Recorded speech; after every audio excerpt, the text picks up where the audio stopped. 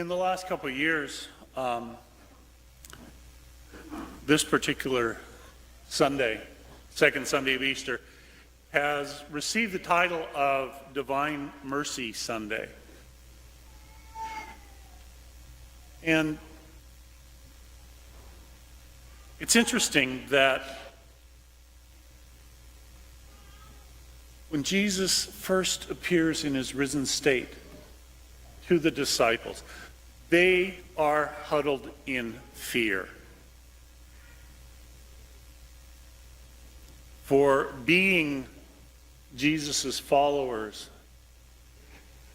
for carrying on his work.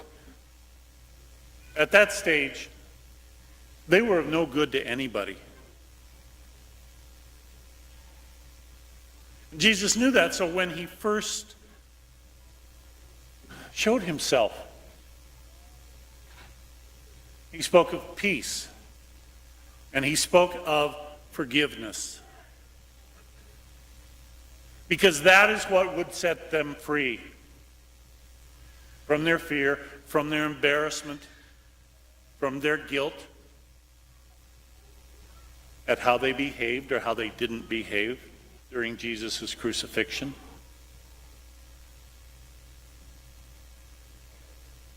Jesus said, "The Father has sent me. The Father has sent me to do the work of healing, of bringing peace, of forgiving. So I send you to do the same."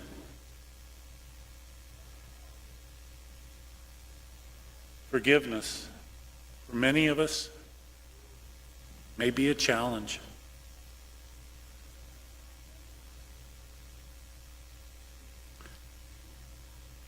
I read a quote that said, "The only thing harder than forgiveness is the alternative."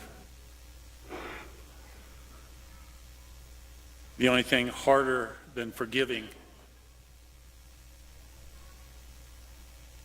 is holding on to the hurt or the anger or the grudge. Once upon a time, a man attempting a bank robbery shot and killed a young woman who was a teller. He was a worthless man, a drug addict, an abuser of women, a cruel, vicious, evil gangster. The young woman's family was Catholic. They hated the man. They could hardly wait for the trial. They sat in the courtroom, their eyes filled with hate throughout the trial. When the jury found him guilty, they cheered. When the judge sentenced him to death, they yelled with exultation and exchanged high fives. They waited impatiently for the day of his execution. They told the media that they would experience closure to the tragedy only when they watched the lethal chemicals flow into his body and his face twist in death agony. They waited years for all the appeals to be exhausted. In prison, the man went through a conversion experience and begged for forgiveness. The family refused to grant it. "It's a fake," they said. "He just wants to save his rotten life." He asked for forgiveness from the execution chamber. They spat in his direction. They cheered again when he died. As they were leaving the prison, the dead woman's sister said to her brother, "I don't feel closure. Do you?" "No," he said. "I don't either."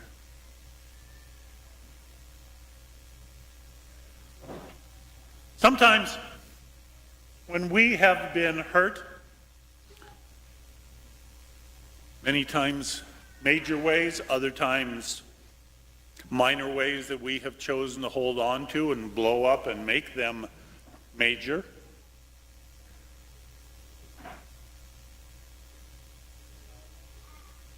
In our state of being hurt, we tend to say, well, Wait a minute. That person is the one who hurt me. Why should I do them a favor and forgive them? Why should I let them off the hook? Please remember something. Forgiveness is a gift that you give to yourself.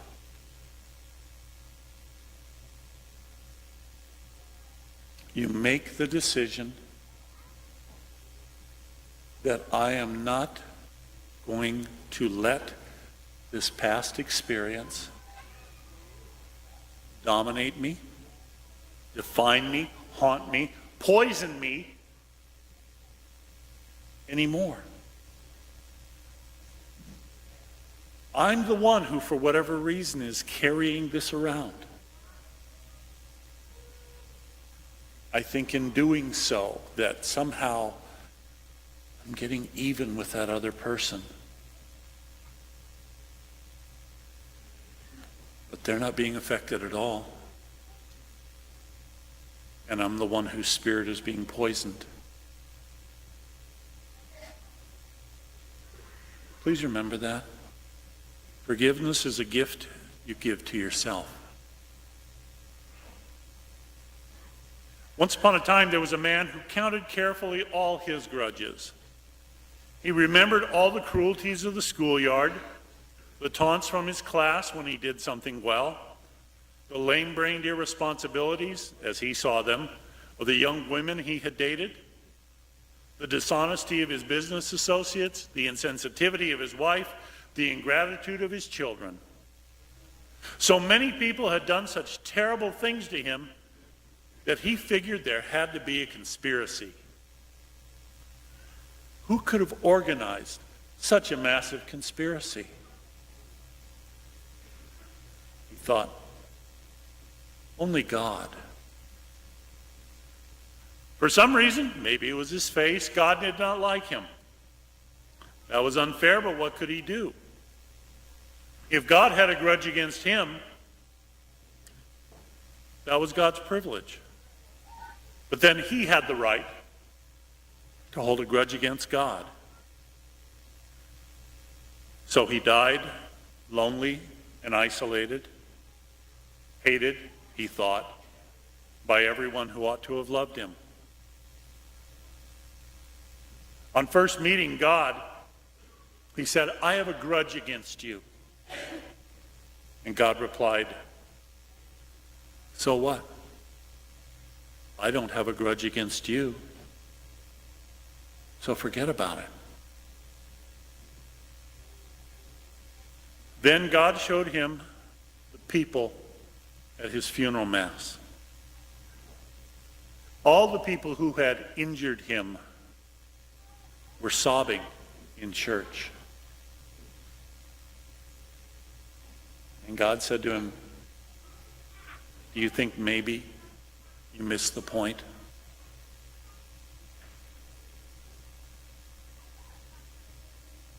Jesus came and stood in their midst.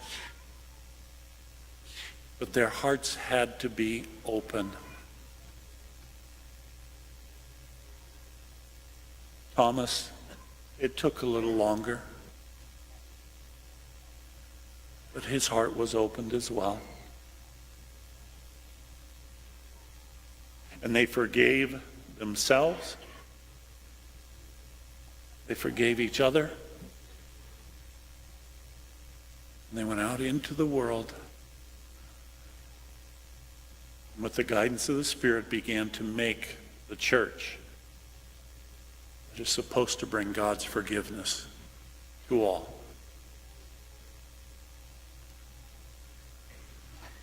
To forgive is to set a prisoner free and discover that the prisoner was you.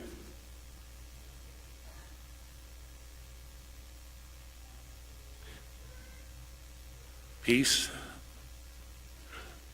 be with you, that you may have healing, that you may forgive, that you may share the light of the resurrection.